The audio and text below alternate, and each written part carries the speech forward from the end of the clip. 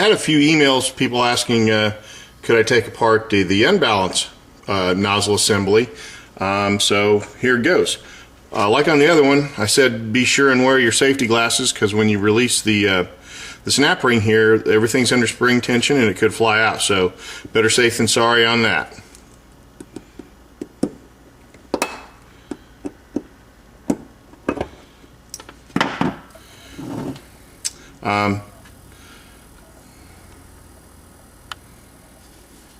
What we'll have in the assembly here is a first stage filter,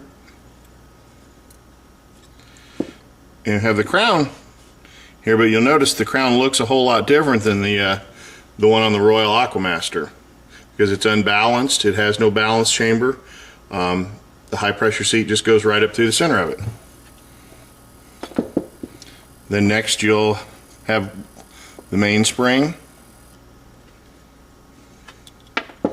and finally you'll have the high pressure seat. And I just opened up this nozzle. I'm not sure how long that regulator's had these parts in it, but obviously quite a while from the looks of them. Now the most challenging part on this regulator, and the challenge you'll have with this nozzle, is the high pressure seat, because there are no replacements or new replacements being made for them. So you either have to use a new old stock, or the one you have, which hopefully is not damaged and will still function good for you. What happens is, try and tilt it down a little bit where you can see a little better.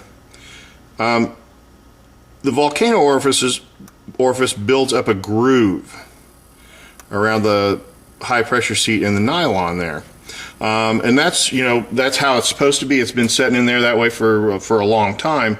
So as long as everything's good there, it holds your IP pressure and doesn't creep on you, you're fine. If it does, if you can't keep your pressure correct and you're getting high pressure leak by, one of the things you can do, and has been pretty successful, is to take a very flat surface, like a flat piece of glass, a tabletop, anything that you're sure is perfectly level, and tape down to it with the abrasive side up, approximately an 800 to 1000 grit piece of sandpaper. And then you can take your seat, which is damaged, and slowly work it back and forth kind of across that glass. And every so often you want to wipe it off, turn it up, and look to see if the groove or the indentation on the nylon has disappeared. It's going to take a long time. You just have to work it back and forth, half a dozen times. Take a look. Eventually you'll get it down to a very smooth surface. And then if you take the nozzle body and use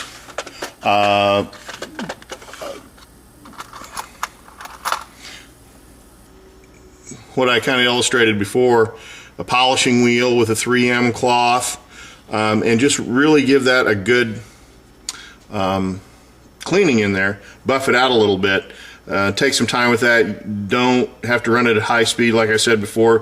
You just really want to clean up the volcano orifice in there, maybe polish the volcano orifice itself, so after you've polished the seat, the two have a good surface to mate together with.